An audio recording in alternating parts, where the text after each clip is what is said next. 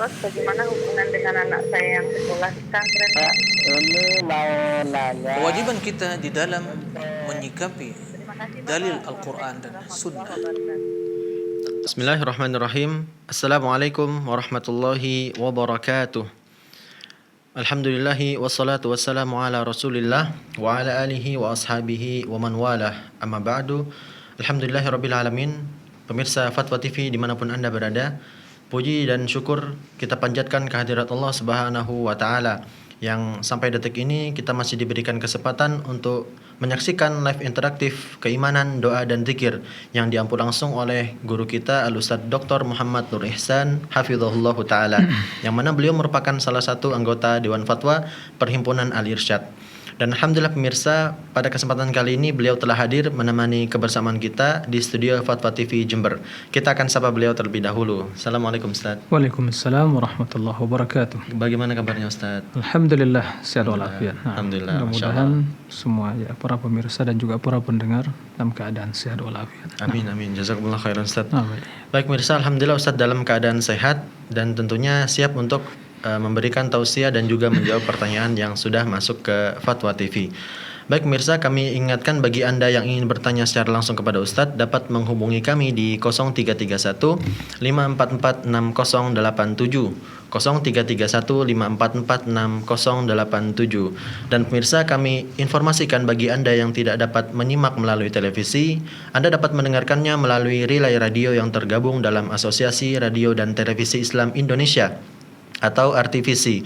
Di antaranya adalah Radio Binbas Yogyakarta, Radio Sahabat Tegal, Radio MDFM Probolinggo, Radio Hang FM Batam, Radio Amuba Pangkal Pinang, Radio Sagu FM Sumatera Barat, Radio Gema FM Bontang, Radio Tuah FM Riau, Radio Dai Tengaran dan Mas FM Solo. Dan pemirsa, kembali kami ingatkan bagi Anda yang ingin bertanya secara langsung kepada Ustadz dapat menghubungi kami di 0331 544 6087. Baik Ustadz, seperti biasa kita sebelum memulai acara ini kita akan bersama-sama mendengarkan nasihat dari Ustadz. Tentunya terkait tentang kesabaran selama Covid yang belum berakhir juga ini Ustadz. Jazakumullah khair. Bismillahirrahmanirrahim. Assalamualaikum warahmatullahi wabarakatuh. Alhamdulillah wassalatu wassalamu ala Rasulillah wa ala alihi wa sahbihi wa man walah, wala haula wala quwata illa billah. Ikhwatal iman, para pemirsa dan juga para pendengar rahimakumullah. Sebagaimana yang telah pernah kita sampaikan bahwa hidup ini penuh dengan rintangan, hidup ini penuh dengan cobaan dan ujian. Di balik itu semua ada hikmah yang tentunya lebih utama, lebih mulia dari cobaan dan ujian tersebut, yaitu Allah Subhanahu wa taala ingin mengangkat derajat seorang hamba. Allah ingin melihat ketabahan seorang hamba. Allah ingin mengetahui kualitas tingkat keimanan seorang hamba. Apakah dengan cobaan dan ujian semakin bertambah keimanannya, semakin naik grafik ketakwaannya, apakah dia semakin mendekat kepada Allah Tabaraka wa Ta'ala? Apakah dia semakin selalu memohon, berharap kembali kepada Allah Tabaraka wa Ta'ala? Atau dia semakin jauh? Atau dia selalu menyesali? Atau dia murka? Atau dia mengucapkan ucapan-ucapan yang mengandung murka Allah? Tentu semua hal itu bertentangan dengan makna iman kepada takdir dan hakikat kesabaran. Bahkan satu fenomena yang akhir-akhir ini muncul di tengah masyarakat disebabkan COVID-19 yang belum berakhir, menyebabkan perubahan dalam hidup, tatanan hidup masyarakat, dalam interaksi, dalam bermuamalah, dalam membangun relasi. bahkan terjadi hal-hal yang tentunya bertentangan dengan akhlak dan adab atau hak-hak seorang muslim terhadap yang lainnya. Tentu ini bertentangan dengan makna atau hakikat dari kesabaran. Kesabaran adalah kita meridhai takdir Allah. Kemudian kita selalu berserah diri kepada Allah dan menghadapi semua hal itu dengan penuh kesabaran. Dan untuk selalu mengintrospeksi diri, selalu menanamkan dalam diri bahwa konsekuensi dari iman adalah kesabaran. Dan kesabaran adalah kunci keberhasilan. Sampai kapan? Adakah batas dari kesabaran? Tentu tidak ada batas dari kesabaran. Tapi manusia yang terkadang membatasi kesabaran itu. Tapi kesabaran terus akan naik, akan bertambah. Semakin bertambahnya kekuatan iman, semakin bertambahnya kecintaan kepada Allah, semakin memahami hakikat dari ujian dan cobaan, yang semua hal itu adalah akan mengangkat derajat seorang hamba, yang akan menghapus dosa-dosanya. Oleh karena itu, tidak perlu kita menyesali COVID-19 ini. Semua yang takdir Allah. Tidak perlu kita berpersepsi negatif terhadap saudara kita yang mungkin terinfeksi COVID-19 ini, sehingga seolah itu celaan bagi dia, seolah itu adalah menghinakan dirinya, sehingga kita berpersepsi negatif, melihat sebelah mata, bahkan meninggalkannya. Tentu hal ini adalah bertentangan dengan hak-hak seorang muslim, yang kita harus mencintai kebaikan untuk saudara kita sebagaimana kita mencintai untuk diri kita sendiri. Anda tidak ingin dikucilkan, Anda tidak ingin dijauhi, Anda tidak ingin bagaimana saudara berpersepsi negatif terhadap diri Anda. Anda tidak ingin dihinakan. Begitu juga saudara Anda tidak ingin diperlakukan seperti itu. Oleh karena itu, apa yang sekarang mungkin kita dengar dan kita perhatikan fenomena di masyarakat, dan sebenarnya bertentangan dengan makna kesabaran tersebut dan bertentangan dengan makna al-akhlaq al-karimah seorang muslim, persahabatan, persaudaraan karena Allah, yang mencintai kebaikan untuk saudaranya sebagaimana mencintai dirinya. Maka tinggalkan persepsi-persepsi negatif tersebut pada saudara kita. Mereka butuh kasih sayang, mereka butuh bantuan doa kita, bukan dikucilkan, bukan dijauhi, bukan menyebarkan berbagai informasi yang mungkin apabila sampai ke telinganya akan menyebabkan dia bersedih. Bahwa sesungguhnya seorang yang diuji oleh Allah di masa pandemi ini, diuji oleh Allah, bahkan menyebabkan itu kematian dia, sebab kematian dia, itu bukan hal yang tercela, bukan yang hina. Karena sesungguhnya betapa banyak para sahabat yang juga meninggal sebabkan ta'un. Apakah mereka orang yang terhina? Orang yang tercela? Tidak. Tapi itulah ujian. Karena ujian, cobaan itu sesungguhnya Allah berikan kepada orang yang beriman dan juga kepada orang yang tidak beriman. Tapi perbedaannya orang yang beriman menghadapi seluruh hal itu dan penuh ketabahan, kesabaran. Dia meyakini bahwa apa yang dijanjikan oleh Allah Subhanahu wa taala yaumul qiyamah di akhirat lebih besar dari ujian yang Allah berikan kepadanya. Tapi orang kafirin, mereka keluh kesah, menyesali. Maka semua itu tidak akan menambah, kecuali akan menambah berat cobaan dan ujian mereka.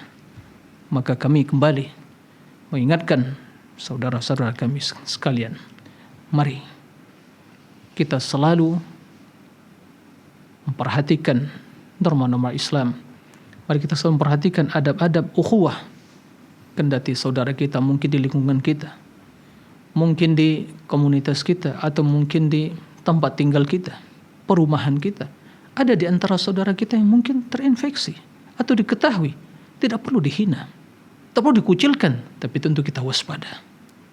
Mereka butuh pertolongan, mereka butuh doa. Inilah makna kebersamaan, ini makna ukhuwah. Kendati kita harus selalu mengikuti protokol kesehatan, dan tidak perlu berlebihan, karena semuanya terjadi dengan izin Allah. Kita tidak perlu terlampau cemas, tapi kita harus waspada. Waspada dan selalu mengikuti protokol kesehatan, himbauan pemerintah dalam menyikapi apa yang sedang terjadi di masa tatanan kehidupan baru ini. Demikian, mudah-mudahan ini menjadi renungan kita semua sebagai wujud nyata kita untuk mengimplementasikan makna sabar dalam kehidupan kita, keluarga kita, masyarakat kita, dan kita berbangsa. Demikian, wallahu a'lam. Insyaallah, jazakumullahu khairan Ustaz.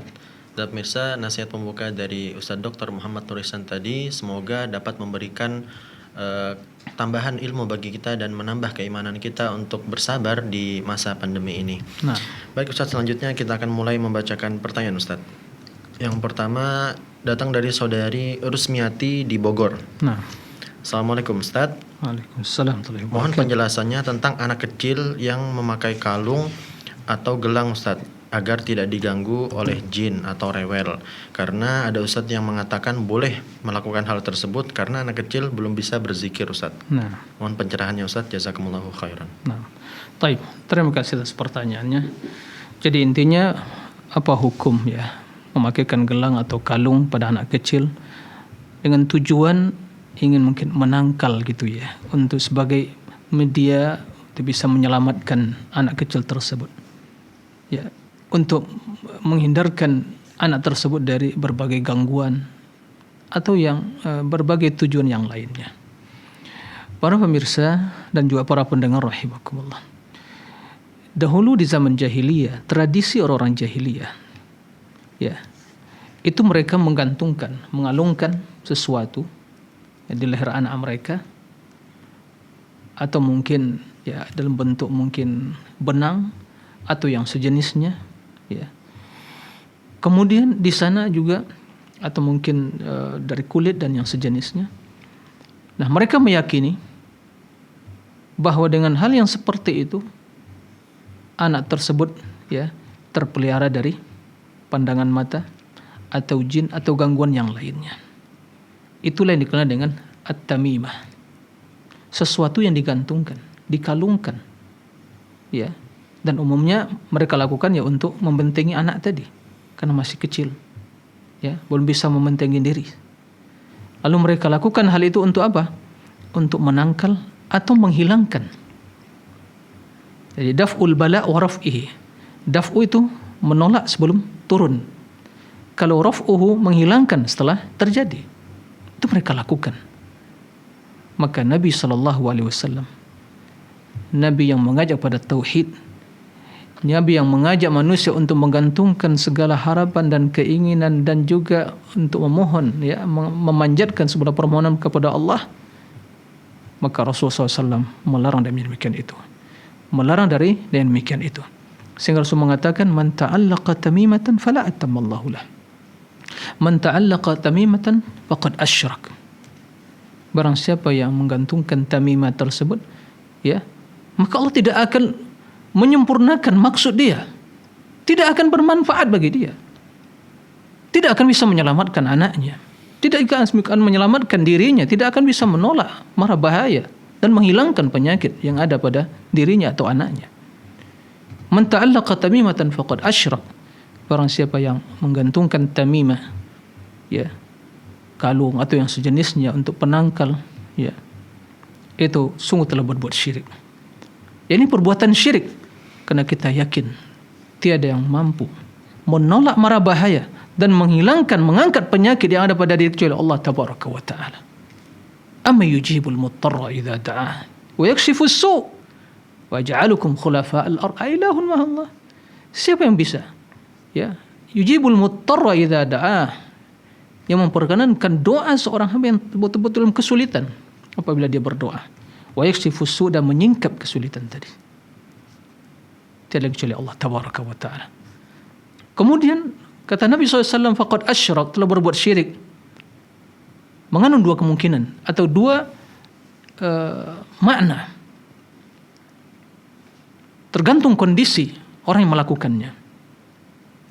Jika dia meyakini bahwa media tersebut, kalung tersebut, atau mungkin hal-hal yang lain, ya, benang yang diikatkan di lengannya, atau mungkin dijadikan kalung atau yang sejenisnya, ya, gelang, kalung dan sejenisnya, ya, atau mungkin diikat mungkin di pahanya atau di betisnya atau di pinggangnya, ya. Bila dia meyakini bahwa media-media yang seperti itu itulah yang menolak mara bahaya dan yang menghilangkan penyakit, dia telah terjerumus ke dalam perbuatan syirik besar. Tapi bila dia meyakini sebagai sebab, dia yakin Allah yang menghilangkan, Allah yang menolak mara bahaya, tapi ini sebabnya, itu syirik kecil. Maka kembali pada pertanyaan tadi, ya, anak kecil, ya, belum bisa membentengi diri. Kita memohon kepada Allah agar Allah membentengi diri anak kita. Sebagaimana Nabi SAW memohon keselamatan kepada Allah untuk Hasan dan Husain. U'idhukuma bikalimatillahi tammat min syaitanin wa hamma wa ainin wa lamma. Aku, ya, memohon perlindungan kepada Allah untuk kalian berdua dari kalimat-kalimat Allah yang maha sempurna, ya, syaitanin wa hamma wa ainin wa lamma, syaitan, ya, kemudian pandangan mata yang khianat. Maka itu yang diajarkan, itu dibacakan pada anak kita, bukan yang seperti tadi. Itu tradisi jahiliyah, maka tinggalkan, karena itu berbahaya dengan tauhid, ya, bisa itu membatalkan tauhid atau mengurangi kesempurnaan tauhid. Semuanya terlarang. Demikian, wallahu a'lam. Masya Allah, jazakumullahu khairan Ustaz, dan terima kasih kepada Ibu Rusmiati di Bogor yang sudah bertanya tadi. Baik Ustaz, selanjutnya masih berkaitan tentang anak kecil juga Ustaz. Datang dari saudara Dedi Waryoto di Provinsi Banten. Assalamualaikum warahmatullahi wabarakatuh Ustaz Muhammad. Mohon penjelasannya bagaimana lafaz doa untuk anak kecil yang sudah meninggal Ustaz. Jazakumullahu khairan. Ya, nah. Taib. Ya, sebagaimana yang terdalam sebagai riwayat hadis tentang doa bagi anak kecil yang meninggal, ya, tatkala disolatkan, ya, lafaznya kurang lebih berikut, yaitu Allahumma ja'alhu zukhran, ya, liwalidayhi wa faratan wa syafi'an mujaba. Allahumma a'zim bihi ujurahuma wa thaqqil bihi mawazinahuma. وألحقه بصالح سلف المؤمنين وجعله في كفالة إبراهيم عليه السلام وقه برحمتك من عذاب الجحيم. Itu kurang lebih, ya, lafaz hadis seperti itu. Jadi doanya adalah, ya Allah, jadikanlah anak tersebut sebagai dhukhran, tabungan bagi kedua orang tuanya. Subhanallah. Ya. Kemudian wafaratan wasyafian. Wafarat itu adalah orang yang akan berada di hadapan dia nanti, ya, membentengi dia, yang berkhidmat kepadanya pada hari kiamat kelak. Wasyafian, dan yang akan yang bisa memberikan syafaat. Mujaban, yang diterima doanya. Ya Allah, a'zim bihi ujurahuma, ya, berikan pahala yang besar, ya, sebabkan anak tersebut kepada kedua orang tuanya, ya. Kemudian wa thaqqil bihi mawazinahuma, ya, beratkan timbangan mereka berdua, ya Allah, disebabkan anaknya. Kemudian ikut sertakan dia ke dalam, ya, ke golongan orang-orang yang solehin, ya, para pendahulu kaum mukminin yang solehin. Jadikan dalam kafalah tanggungan Nabi Ibrahim alaihissalam dan selamatkan dia dari azab jahannam atau jahim. Itu doa yang diucapkan untuk anak kecil tersebut, ya, di waktu kita menyolatkannya. Nah, demikian, Allah. Jazakumullah khairan Ustaz, dan terima kasih kepada Bapak Dedi Waryoto di Banten yang sudah bertanya. Baik pemirsa, kembali kami mengingatkan bagi Anda yang ingin bertanya kepada Ustaz secara langsung dapat menghubungi kami di 0331 544 6087. 0331 544 6087. Baik Ustaz, selanjutnya pertanyaan dari hamba Allah melalui media sosial Dewan Fatwa Perhimpunan Al-Irsyad. Assalamualaikum Ustaz, saya pengen punya hati yang sehat Ustaz. Bagaimana caranya dan apa saja ciri-ciri hati yang sehat itu? Jazakumullahu khairan. Baik, terima kasih atas pertanyaannya. Ya, pertanyaannya bagus sekali. Ini pertanda kebaikan.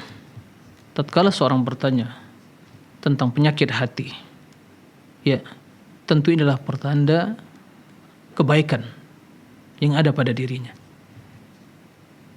Karena kebanyakan manusia bertanya tentang penyakit fisiknya. Bahkan dia sangat perhatian. Mayoritas manusia perhatian dengan penyakit badannya, fisiknya. Dia pergi ke dokter-dokter spesialis,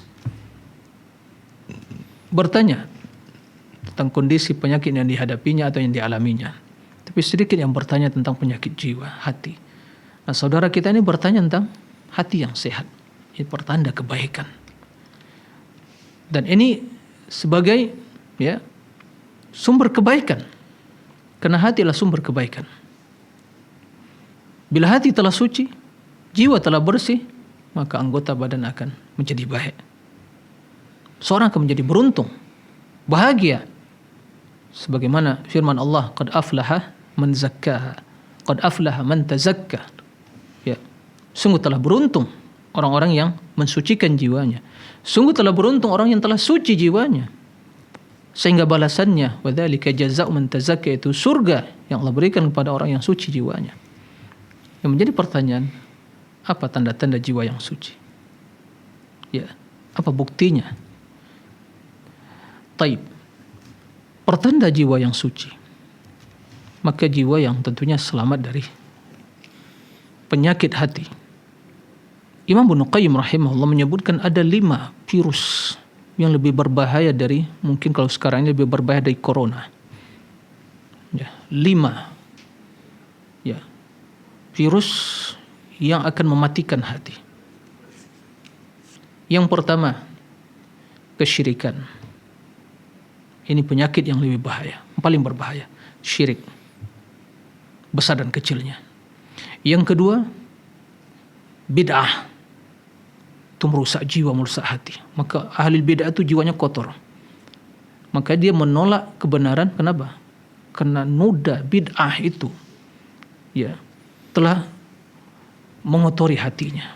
Jadi nggak ada lagi peluang untuk sunnah. Yang ketiga, maksiat, dosa.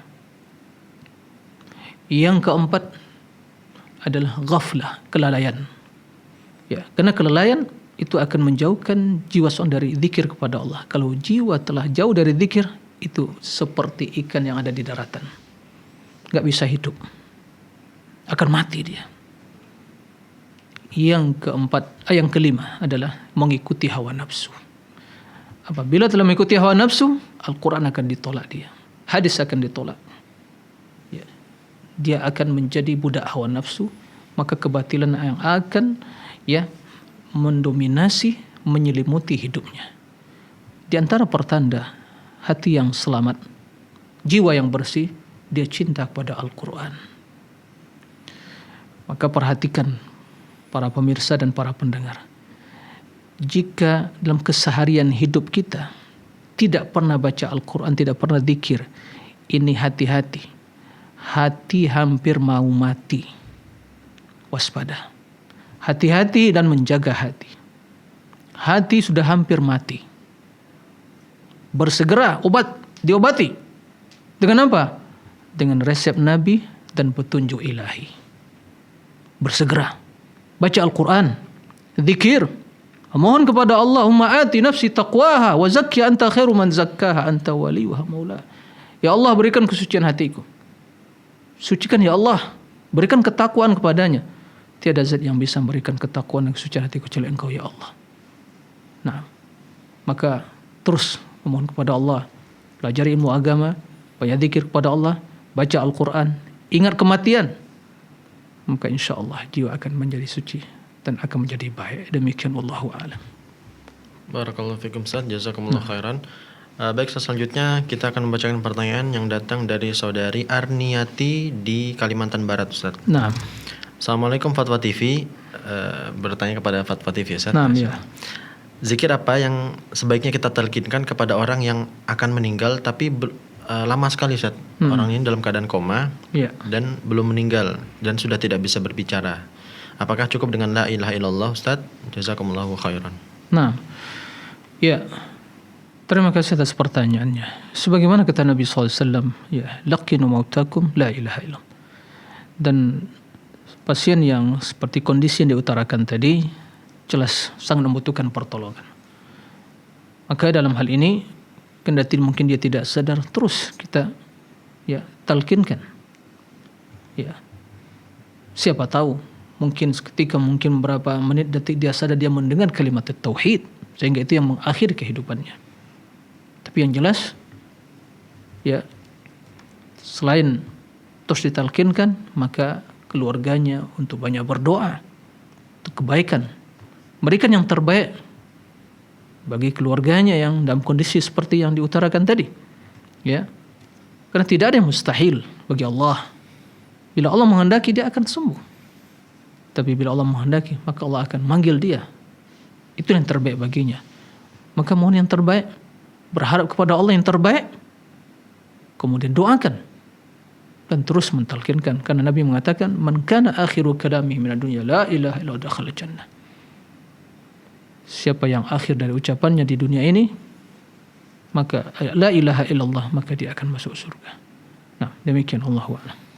Barakallahu fikum Ustaz, jazakumullahu khairan. Dan pemirsa juga pendengar radio dimanapun Anda berada, kembali kami mengingatkan bagi Anda yang ingin bertanya secara langsung kepada Ustadz, dapat menghubungi kami di 0331 544 6087 0331 544 6087. Baik Ustadz, selanjutnya ada pertanyaan dari hamba Allah melalui media sosial Dewan Fatwa Perhimpunan Al-Irsyad. Nah, Assalamualaikum Ustadz, saya seorang perempuan. Saya bekerja di salah satu rumah sakit yang posisi saya adalah sebagai supervisor. Tentunya pekerjaan ini harus selalu standby HP 24 jam. nah, Karena untuk koordinasi.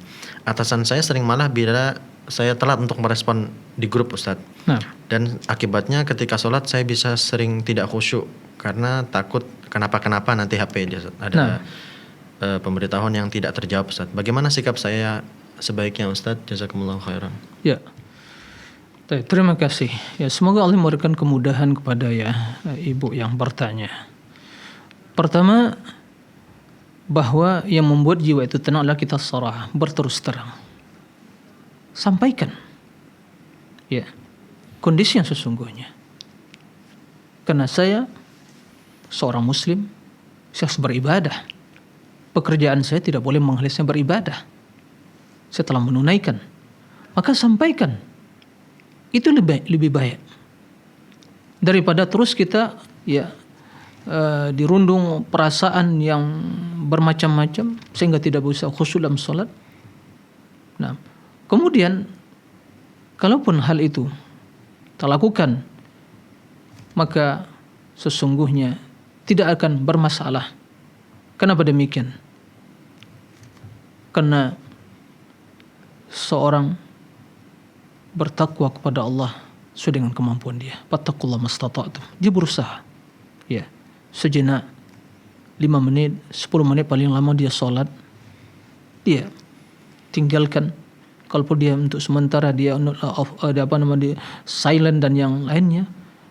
Bila seandainya di waktu dia bertanya atau atasan bertanya, sampaikan, saya sedang sholat, saya muslim. Ya. Tapi kalau dia membutuhkan karena kinerja dia, loyalitas dia dalam bekerja dan seterusnya, maka orang yang seperti itu akan tetap dipertahankan. Tapi kalau seandainya seorang tadi orang yang lalai tidak menunaikan tugasnya, maka jelas itu jadi menjadikan alasan bagi atasannya untuk mungkin menyingkirkan dia. Tapi ingat, sesuatu yang dikerjakan karena Allah dan ditinggalkan karena Allah, Allah akan mengganti lebih baik. Maka jadikan Allah yang lebih takuti. Dan itu tidak mengganggu kinerja dan kegiatan atau tugas seseorang. Maka pesan saya, berterus terang itu lebih baik dan nyaman. Kata orang Arab, as-saraha roha. Berterus terang itu nyaman. Sampaikan apa adanya. Setelah itu dia silakan menilai. Nah, demikian Allahu a'lam. Insyaallah, barakallahu fikum wa jazakumullahu khairan Ustaz. Terima kasih kepada saudara kita yang sudah bertanya tadi. Baik, selanjutnya pemirsa sudah ada penelpon yang bergabung bersama kami. Kami akan terima lebih dahulu. Assalamualaikum Fatwa TV. Halo, assalamualaikum. Waalaikumsalam warahmatullahi wabarakatuh. Baik, silakan Ibu. Ya. Ini Ibu Rosmini Ibu Rosmini, sepertinya. Ya. Assalamualaikum warahmatullahi wabarakatuh, Ustaz. Waalaikumsalam warahmatullahi wabarakatuh.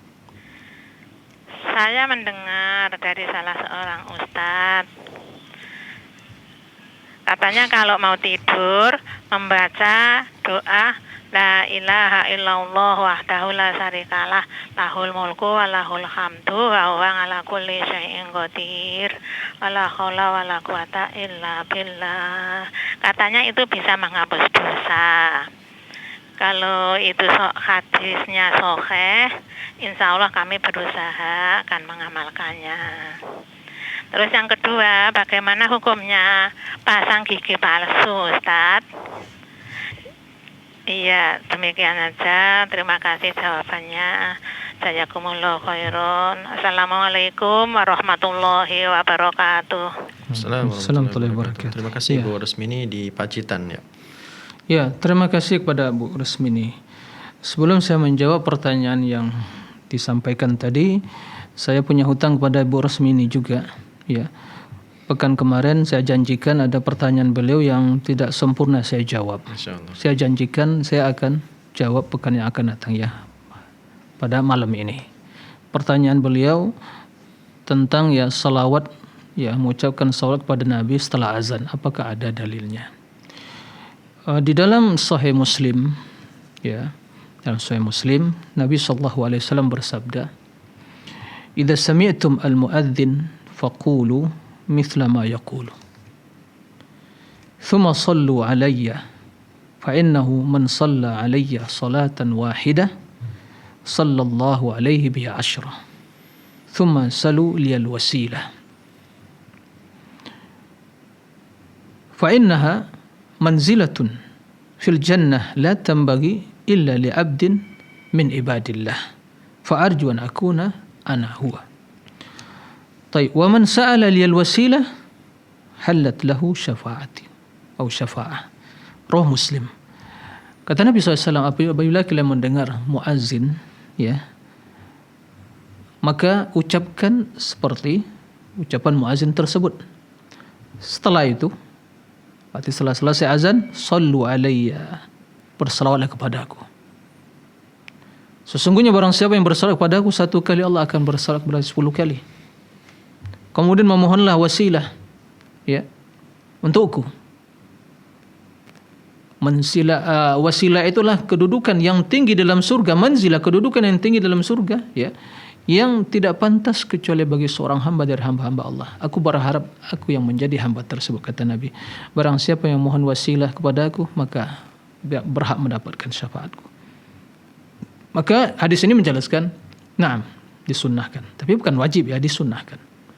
Disunnahkan juga kita begitu mendengar azan, sebelum berdoa tadi, Allahumma rabba hadhi da'wati tamma, kita bersalawat Allahumma salli ala Muhammad wa ala ali Muhammad. Kemudian Allahumma rabba hadhi da'wati tamma was salatil qa'imah ati Muhammadan al wasilata wal fadilah wa ba'athu maqaman mahmud alladhi wa'adtah. Nah, itu yang berkaitan dengan pertanyaan Ibu Resmaini di pekan yang lewat. Nah, adapun pertanyaan yang kedua, ya, tadi beliau menjawabkan juga doa, ya, la ilallah wahdahu la syarika la lahul mulku wa hamduhu ala kulli syai'in qadir.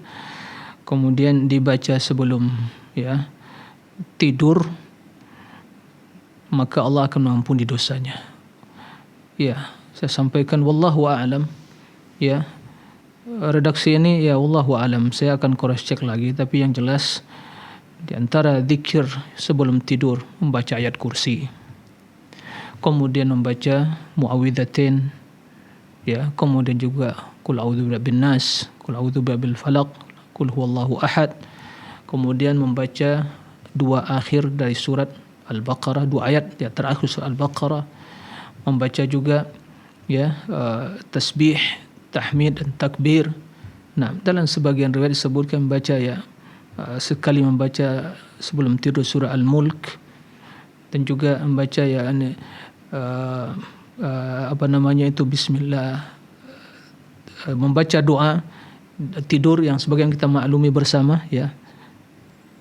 Maka semua hal itu dibaca. Tapi masalah redaksi disampaikan Ibu tadi, ya, sekarang ini saya tidak bisa menjawab, wallahu alam. Insyaallah mungkin saya cek lagi, mudah-mudahan, ya, terdapat redaksi yang seperti itu.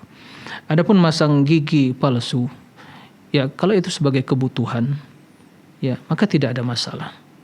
Itu sebagai kebutuhan, ya maka tidak ada masalah. Tapi kalau hanya sekedar hanya untuk hal tidak ada ya kebutuhan sama sekali, maka ini ditinggalkan karena tidak ada perlu. Ya, mungkin sebagai kebutuhan, mungkin tidak ada lagi gigi, kemudian dia sulit untuk makan, untuk mengunyah, ya. Atau mungkin gigi dia ya ke dokter harus dicopot karena sesuatu harus dipasang, kalau tidak akan berbahaya, ya akan membuat sakit atau mungkin menyebabkan penyakit yang lain. Tapi dengan dipasang gigi palsu, maka itu akan mengurangi atau mengatasi, maka tidak ada masalah sesuai dengan kebutuhan tadi. Tapi tentunya tetap berkonsultasi dengan ahlinya. Nah, demikian wallahu a'lam. Jazakumullah khairan Ustaz wa barakallahu fikum. Terima kasih juga kepada Ibu Rusmini yang sudah bertanya tadi. Baik Ustaz, selanjutnya ada pertanyaan dari hamba Allah melalui media sosial Dewan Fatwa Perhimpunan Al-Irsyad. Assalamualaikum Ustaz. Waalaikumsalam warahmatullahi wabarakatuh. Apakah keistiqomahan seseorang dalam beramal merupakan tanda ikhlasnya dia dalam beramal tersebut? Kalau iya, berarti jika seseorang yang beramal tidak istiqomah, berarti tidak ikhlas. Syukran, jazakumullahu khairan. Ya. Terima kasih atas pertanyaannya. Apakah keistiqomahan seorang di dalam beramal pertanda keikhlasan? Nah, di antara tanda keikhlasan, dia istiqomah. Kenapa? Dia beramal hanya mengharapkan Allah Subhanahu wa taala. Mengharapkan negeri akhirat. Ya, dan dia yakin bahwa amalan dia, apapun dia lakukan, sungguh tidak akan ya menjadi atau tidak akan memasukkan dia ke dalam surga. Dia butuh rahmat Allah. Dan untuk meraih rahmat Allah, dia ikhlaskan ibadah kepada Allah. Maka terus dia beramal. Sehingga dia akhiri kehidupannya dengan amal soleh. Dia sebagai pertanda. Tentu banyak tanda-tanda keikhlasan tadi. Tapi tatkala seorang terus beramal, dia tidak mengharapkan sesuatu, dia akan terus beramal. Kendati sedikit. Karena dia hanya mengharapkan ridha Allah. Tatkala mengharapkan ridha Allah, mengharapkan surga, mengharapkan balasan di sini, inilah pertanda keikhlasan tadi. Itulah keikhlasan. Ya. Itulah pertanda keikhlasan. Maka di antara tanda keikhlasan seorang terus istiqomah, termotivasi untuk beramal. Mengharapkan ridha Allah tabaraka wa taala. Demikian wallahu a'lam. Barakallahu fikum Ustaz wa jazakumullah khairan. Pemirsa dan pendengar radio dimanapun Anda berada, kembali kami mengingatkan bagi Anda yang ingin bertanya secara langsung kepada Ustadz, dapat menghubungi kami di 0331 544 6087. Kami ulangi lagi, 0331 544 6087. Baik Ustadz, selanjutnya ada pertanyaan lagi dari hamba Allah melalui media sosial Dewan Fatwa Perhimpunan Al-Irsyad. Assalamualaikum Ustadz. Saya ingin bertanya, mengapa hanya perempuan saja yang tidak boleh memasang foto di media sosial? Dan ada yang mengatakan bahwa tidak boleh memasang foto walau hanya nampak beberapa bagian tubuh saja, seperti membelakangi kamera juga dan lain sebagainya. Padahal bagian-bagian yang nampak di kamera atau di foto itu tertutup Ustaz. Jazakumullah khairan Ustaz atas jawabannya. Taib. Ya. Terima kasih atas pertanyaannya. Yang pertama tentang masalah hukum foto tadi. Para ulama menjelaskan jika tidak ada kebutuhan yang mendesak. Ya, bukan kebutuhan yang mendesak. Maka tidak perlu melakukan hal itu. Ini hukum asalnya. Karena lebih selamat. Nanti para ulama berbeda pendapat hukum menggunakannya kamera atau lebih sekarang mungkin zaman ya gadget dan dengan kamera yang digital dan yang lainnya. Terlepas dari perbedaan para ulama dalam hal itu, ya. Tapi yang jelas yang selamat jika seorang tidak membutuhkan hal itu, maka lebih baik dia tidak melakukan. Yang pertama. Adapun wanita itu fitnah. Bukankah Nabi SAW telah bersabda, ya, bahwa tidak ada fitnah yang lebih berbahaya bagi kaum lelaki daripada wanita. Dan syaitan betul-betul memanfaatkan kaum wanita, kaum Hawa, ya disertai dengan ya naqisatu aqlin wa dinin.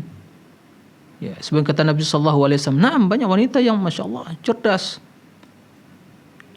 bijak, tapi mayoritas terkadang tidak menggunakan ya logika yang sehat. Naqisatu dinin, sering terlena, mudah tertipu dengan kemergelapan kemamahan dunia, fitnah yang terjadi. Apalagi di dunia ya maya dan medsos, dunia maya yang begitu luas, tidak ada batasnya. Ya amatallah, wahai hamba-hamba Allah yang salihah, untuk apa? Ya, untuk apa? Mengupload foto-foto kita. Untuk apa? Untuk apa ditaruh di status kita? Coba Anda bertanya, untuk apa? Seorang wanita, ya, apalagi mungkin menampakkan wajahnya, apalagi mungkin waliyazubillah yang pakaian yang tidak menutup aurat, kebanyakan seperti itu. Menfitnah, bersolek, ya, berdandan, tabarruj, fitnah. Maka ittaqillah, takwalah kepada Allah. Seorang wanita yang salihah, calon-calon penghuni surga, dia menjaga kehormatan dirinya, tidak menfitnah dan tidak terfitnah. Syaitan selalu memantau. Apabila wanita keluar rumah dipantau, apalagi kalau dia berdandan, pakai minyak parfum dan yang lain-lainnya, berdandan, memakai semua ya lengkap perhiasannya, itu yang ditunggu syaitan. Terus dibuntuti syaitan kemana ini? Dia untuk memfitnah. Ya, untuk menggoda, mengganggu orang lain, memfitnah orang lain. Maka ittaqillah. Kehancuran Bani Israel, umat-umat yang kita sebutkan fitnatun nisa. Ya. Maka bagaimana kalau membelakang Ustaz? Kan ya mungkin tertutup juga. Ya, terkadang yang seperti itu membuat orang penasaran. Ya. Maka kenapa? Coba ditanya masing-masing, ya. Bertanya pada diri, saya meletakkan foto untuk apa? Untuk apa? Makanya kita mendapatkan orang-orang solehin dari kalangan para ulama. Jangankan wanita, mereka tidak mau untuk meletakkan foto-foto mereka seperti itu. Ya. Apalagi di kalangan wanita solihat. Zaman fitnah zaman sekarang ini, baik dunia maya atau nyata. Zaman fitnah. Ya, maka jangan menjerumuskan di ke dalam ya kubangan fitnah. Selamat itu nikmat yang tidak bisa dan tidak bisa dibeli. Nikmat tidak bisa diraih dengan apapun. Selamat. Maka tinggalkan hal yang seperti itu yang tidak manfaatnya. Tinggalkan hal yang akan menimbulkan fitnah untuk diri kita orang lain.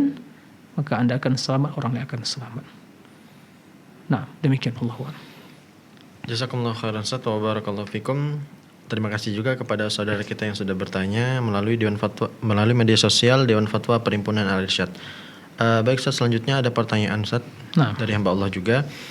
Assalamualaikum Ustaz. Ada yang mengatakan bahwa kita jangan hanya memikirkan untuk hidup enak, tapi kita juga harus berpikir bagaimana kita mati enak. Pertanyaan saya Ustaz, bagaimana cara agar kita bisa mati enak dan husnul khotimah Ustaz? Serta kiat-kiat untuk terus mengingat agar kita bisa memperjuangkan mati enak ini Ustaz. Jazakumullah khairan. Iya, terima kasih atas pertanyaannya. Ada satu hal yang mungkin perlu diluruskan. Apa maksud hidup enak? Kalau maksud hidup enak itu adalah hanya memikirkan urusan perut, ya, perut dan sekitarnya, hanya melampiaskan nafsu, memuaskan ya nafsu birahinya, perutnya, ya, ini ya kehidupan tidak ada bedanya dengan kehidupan apa? Yang berkaki empat itu. Itulah kehidupan orang kafir. Lana kafaru yatamatta'una wa ya'kulun kama ta'kulul an'am wan nar mathwal. Orang kafir itu bersenang-senang makan seperti ya binatang ternak.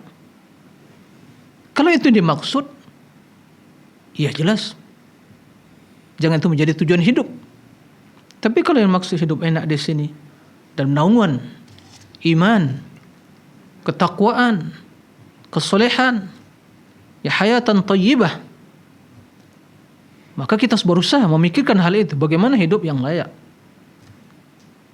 hidup yang terhormat, ya, tidak terlunta-lunta, memiliki ya tulang punggung kehidupan, ya, harta yang cukup untuk kehidupan kita dan anak kita, tempat tinggal. Dan demikian kita akan bisa konsentrasi beribadah, punya usaha yang bisa menjadikan ya sebagai ya sumber pemasukan dalam hidup sehingga kita hidup layak, bisa beribadah. Maka tidak ada masalah, tidak tercela. Kita pikirkan hal itu. Nah, adapun bila menjadi budak dunia, ya terlena dengan dunia, maka ya ini jelas tercela. Nah, ini yang pertama. Kemudian tentu yang lebih utama dari itu, bagaimana kehidupan dunia ini menjadi wasilah bagi kita untuk bisa mendapatkan husnul khatimah. Itu mungkin dalam ungkapan pertanyaan tadi mungkin mati yang enak kan begitu. Artinya ya husnul khatimah dalam keadaan iman. Ini tentu butuh usaha, pengorbanan. Dan di antara sebabnya adalah pertama as-sidqu ma'allah. Jujur bersama Allah.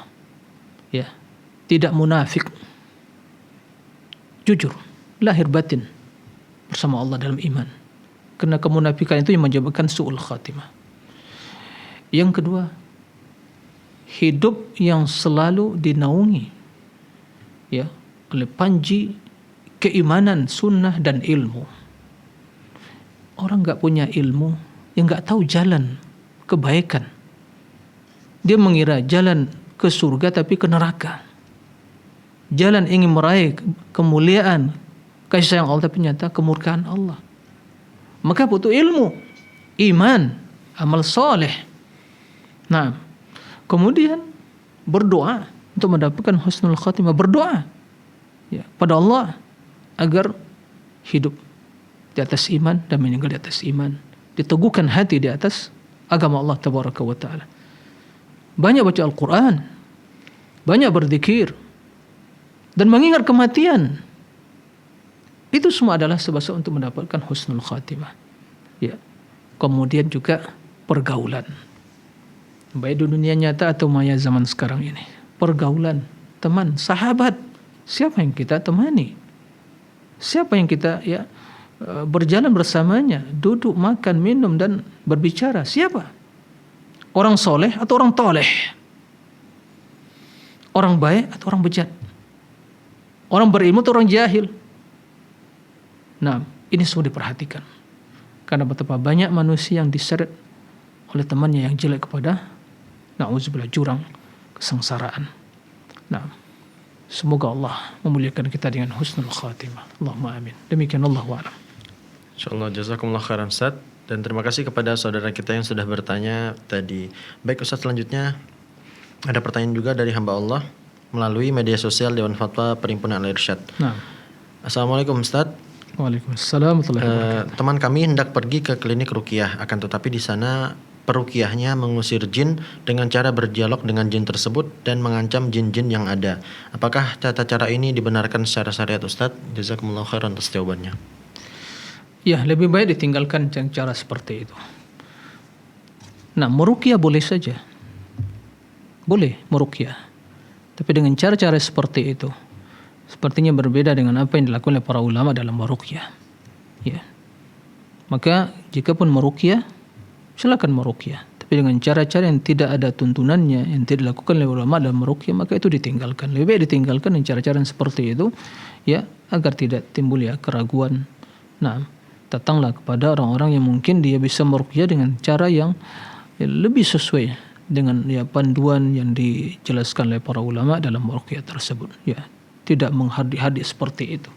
Karena sesungguhnya bacaan Al-Quran tersebut adalah bacaan yang ya sungguh sangat berat bagi jin atau syaitan tersebut.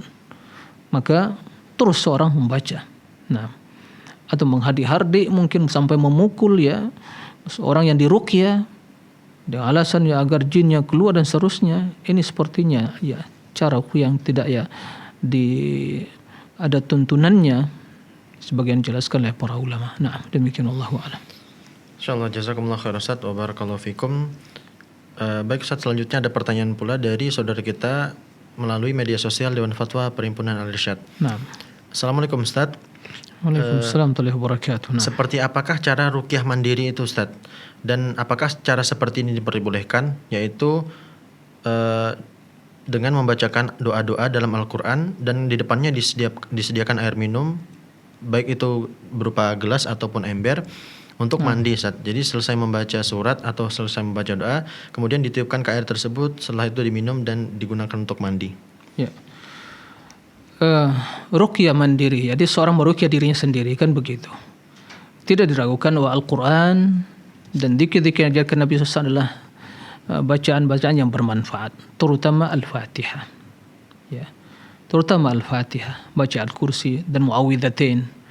Jika itu dilakukan, dia mungkin terasa sakit, ya.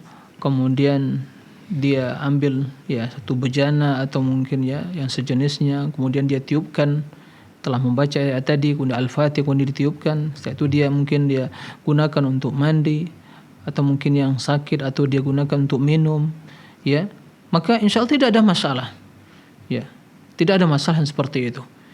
Bahkan ya mudah-mudahan dengan seperti itu merupakan sebab untuk kesembuhan dia. Jadi baca Al-Fatihah, diulang-ulang baca Al-Fatihah tersebut itu ruqyah, terbukti, ya, terbukti. Di zaman Nabi SAW sekelompok dari sahabat pergi untuk suatu misi ya yang diperintahkan Nabi SAW, kemudian mendapatkan suatu kampung ya, suku ya, atau kepala suku tersebut digigit ya kalajengking, disengat kalajengking, kemudian dia sakit, gak sadar diri. Mereka telah berusaha mencari obat untuk menawar dan seterusnya, ternyata tidak sembuh. Mereka ingat, oh ternyata ada tamu yang datang, tapi mereka sebelumnya menolak para sahabat tersebut. Mereka mendatangi para sahabat tersebut, apakah kalian memiliki obat? Ya, kepala suku kami sedang sakit. Naam, para sahabat mengatakan, naam, kami miliki, tapi kami tidak mau meruqyah kecuali bila Anda memberikan hadiah pada kami. Sepakat, dia akan memberikan hadiah sekian banyak kambing begitu. Maka datanglah sahabat tadi untuk meruqyah, membaca Al-Fatihah. Seketika itu sembuh, bisa berdiri dan berjalan kepala suku tadi. Mereka heran dan kaget. Ya, begitu reaksinya, begitu cepat sekali. Begitu mereka pulang menjumpai Nabi SAW, mereka mengabarkan tentang hal itu. Ya, ya. Maka Nabi SAW ya, merestui perbuatan mereka. Ya. Apa alasan kalian dan di mana kalian bisa menemukan bahwa Al-Baqarah atau Al-Fatihah itu ruqyah? Ya. Kemudian Nabi mohon kepada mereka ya untuk menyiapkan atau memberikan bagian dari kambing yang diberikan sebagai hadiah tadi untuk Nabi SAW juga. Intinya adalah diperbolehkan dengan cara yang seperti itu. Membacakan ayat Al-Quran, ya, kemudian zikir-zikir yang Nabi SAW, kemudian meniupkan pada air yang disiapkan tadi, kemudian untuk digunakan untuk mandi atau untuk diminum, maka insya Allah tidak ada bermasalah. Nah, demikian Allah a'lam. Insyaallah, jazakumullah khairan Ustaz. Dan mungkin satu lagi pertanyaan Ustaz, singkat saja Ustaz. Assalamualaikum Ustaz, apa yang bisa dilakukan setelah selesai sholat Jumat? Apakah langsung berzikir sebagaimana zikir-zikir di sholat-sholat fardu, atau yang lain Ustaz? Jazakumullah khairan. Ya, yang dilakukan setelah sholat Jumat sama, ya, zikir yang diajarkan Nabi SAW. Ya, zikir yang diajarkan Nabi SAW, bukan mungkin membaca Al-Fatihah atau langsung berdoa, tidak. Baca zikir diajarkan Nabi SAW ya selesai sholat fardu 5 waktu. Nah, demikian wallahu a'lam. Insyaallah, jazakumullah khairan Ustaz, dan terima kasih atas kebersamaan Ustaz menemani kami di Fatwa TV ini selama 1 jam kurang lebih Ustaz. Nah, barakallahu Kami fikum. ucapkan jazakumullah khairan Ustaz, dan semoga Ustaz senantiasa diberikan kesehatan juga keluarga Ustaz dan kaum muslimin sekalian. Allahumma amin. Amin. Baik pemirsa, saksikan terus live interaktif mulai dari hari Senin sampai dengan Jumat di jam-jam yang telah ditentukan. Kemudian pemirsa, informasi seputar Dewan Fatwa Perhimpunan Al-Irsyad, Fatwa TV, dan pertanyaan-pertanyaan yang sudah masuk dapat Anda akses melalui website www.dewanfatwa.com. Dan pemirsa, itulah tadi live interaktif keimanan, doa dan zikir bersama Ustaz Dr. Muhammad Nur Ihsan hafizahullahu taala. Kami mohon maaf apabila ada salah-salah kata. Subhanakallahumma bihamdika asyhadu an la ilaha illa anta astaghfiruka wa atubu ilaik. Wassalamualaikum warahmatullahi wabarakatuh. Ya Allah. Terus bagaimana hubungan dengan anak saya yang sekolah di pesantren? Pak, ini mau nanya. Kewajiban kita di dalam menyikapi Terima kasih, Bapak. dalil Al-Quran dan Sunnah